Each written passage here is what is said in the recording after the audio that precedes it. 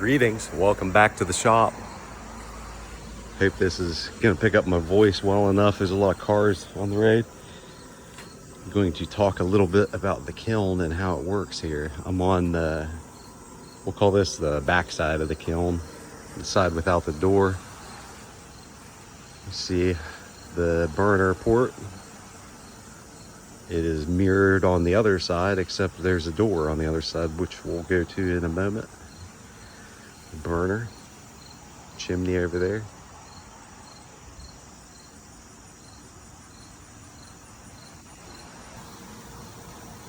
So here we are on the door side, or the front maybe. See, it's the same as on the other side. The gas runs through the gas line there. Got a valve for each burner, a little drop right there to catch any sediment, if there's any sediment in the line ever or whatever, little flakes, dust. Burner. We're getting up there in almost to peak temperature now. I started the firing in earnest yesterday morning. The day before that was the preheat. About halfway through the day I lit one burner. So I've been trying to extend the firings out a lot longer to hopefully even out the wear chamber and get a more even bottom to top temperature. Right now I'm at 1926 on top where the pyrometer wand goes in. You can see in there, it is pretty hot. You don't want to be in there. But that's just to give me a rough guideline. I just keep an eye on that. It's kind of like watching the clock. But I'm watching the clock too, making sure it's not going too fast or too slow. These ports here are where I can view the pyrometric cone packs. I'll show you. See if it shows up.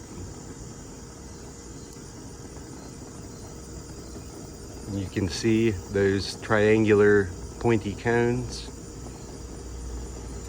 Those are my temperature devices in there. There's 3 of them. They're available to purchase. They're industrial kind of things. I buy them and just assemble them in little packs. There's the first cone is going to tell me that I'm getting close to temperature. The middle cone, once it starts to bend, because that's what they do, they're going to bend when they start to melt here pretty soon. They're going to start moving pretty soon. And as that first one, it's gonna bend the soonest, and it's gonna kind of slump down into a pile. I'll show some examples of this later. I threw away all the old ones I had laying around, but yeah, they'll melt down, and when the middle one reaches right where I want it, I'll shut the whole thing down. The third one is to warn me that I'm getting too hot. So each one is meant to melt at a different temperature. The middle one is somewhere around 1987 Fahrenheit is what I'm going to bring the kiln to, roughly. Somewhere around 2000 degrees really is where we end up, I think. But I use those cones. There's a pack in each one of these, and down here as well. But what I have found with this kiln is that the bottom tends to be a cone or so colder than the upper parts of the kiln. So I just put terracotta flower pots in there, because as you'll see, my work is red clay pots anyway. So I just make flower pots out of the same clay that I'm gonna be firing the glazeware out of, and I add grog to it usually for the flower pots. And I put them in the bottom of the kiln. So the whole first row is 9-inch to 1 foot worth of flower pots, and the rest from there on up is going to be glazeware. So yeah, I built this kiln last summer. I finished it up in the early part of the fall, I think. Started firing it. And this is probably my 6th or 7th firing in it. I'm still learning about how it works. All kilns are different. And I've built a few different kilns, wood firing ones. I have a video on the channel here of this neat little, we call it conversion kiln, where basically I took an electric kiln and took it apart to, basically I flipped it on its side and used some fire brick to raise it up off the ground. I built a chimney. You'll see the video on there. I like doing stuff like that. It's fun. Fire's cool. I'm a Leo. I really always liked fire. My mom was always yelling at me for being a firebug, but it's kind of her fault anyway. This is a little conversion kiln I have in the backyard here. This is for burning stuff up in, like limestone. I'll fill these bowls with limestone and they stack down in here. I can fill the whole thing, just circle them around. There's a burner port where I can put the burner in there, and I make quicklime that way. This mortar that the kiln is built out of is a lot of it's quicklime that I made in that little kiln there. And I have the recipes written down for this. If anybody's ever interested in recipes, I keep all this written down. But you'll see it's got a lot of clay in the mortar. There's a lot of fire clay, like a local clay that I dig.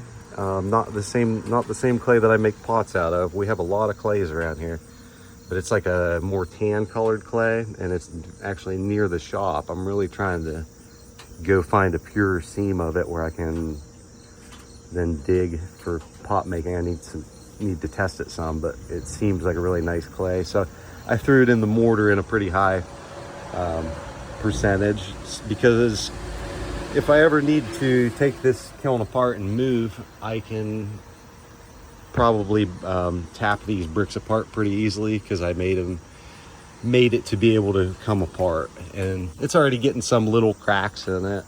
No big deal. It happens to a kiln like that. No big deal. Just throw mud in there if it becomes an issue. Which brings me to the door. So this is the door. A lot of people are asking me about the door all the time. They cannot believe that I have to take this down from the top. I take it down to about this layer. But the mortar that I use for the door is just fire clay and sand. It's 2 to 1, 2 sand, 1 fire clay, and you can play with that. Maybe try 3 to 1. I think somewhere in between 2 to 1 or 3 to 1 is what I use. It's not that important. It's coming down as soon as this kiln cools down. You have to do it every time. So the door, maybe I'll do a follow-up video unloading, so you can see how the door goes up and goes down. I think I have some little clips of it. You can see how hot it's getting in there. When you first start the firing, it's all none of this heat is showing up yet that you can see in here. And here, as the firing progresses, you can see it starts turning glowing orange, red orange, and then eventually kind of yellow orange, and then eventually a white heat once you get into the higher temperatures.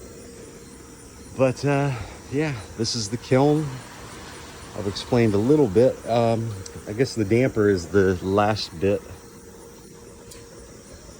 How the damper and the gas function. So early in the firing, I use 1 burner. I use the burner on the other side.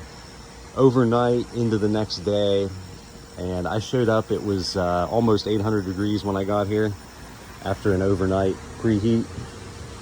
I hooked up the second burner. The overnight preheat, we were less than 0.5 PSI. So just enough to keep that burner going without blowing out is what I do. And like I said, I keep terracotta pots in the bottom, and I don't want them to blow up. So I try to keep it very slow, low and slow, till I get here the next morning. then it's safe for me to put 2 burners to the situation. And the first night on the damper, I usually have the damper about halfway. That will be pulled out a bit more, a couple inches from where it's at right now. It's now, it's probably 1.5 1.75 inches of gap in there. And it has been dampered here since yesterday. I just now at this point just adjust the gas. I'll increase the gas as the kiln gets hungrier. So I'll explain a little bit about how it works on a basic level and on all kilns from what I've learned and do. And like I said in the beginning, you just keep it low and steady, and you're watching that temperature. As the temperature starts to increase, the kiln gets a little bit hungrier. It will kind of peter off and stay. And you see we've been slowly increasing. It's at 1932 right now, which is what I want to do to even it out. I've slowed it down. But low and slow in the beginning, and as the kiln gets hungrier, it's going to want more fuel to increase. Otherwise, it's just going to taper off and maybe even start losing temperature. So at that point, I just increase the gas a little bit, not even a quarter PSI, and I'll let it ride out as long as it can until it's not climbing anymore, which can be quite a few hours. So it doesn't take too much gas to fire. I used to just blast the burners early on, and I think that was a cause of unevenness. So now I'm just steady, slow. I think right now we're at 2.5 PSI, whereas usually in the past firings, I've been past 3 to probably about 4 PSI by this point. So right now I'm at like 2.5 PSI, close to 2 3/4 maybe, which is not that much for these 2 big burners. My burners may be oversized. I don't know. They work all right. Anyway, that's a lot. If you have any questions about the kiln and how the kiln operates, please leave them in the comments section. And thanks for coming over to the shop again. I enjoy everybody's questions and comments. Bunch of smart, cool people out there. I appreciate you. Peace.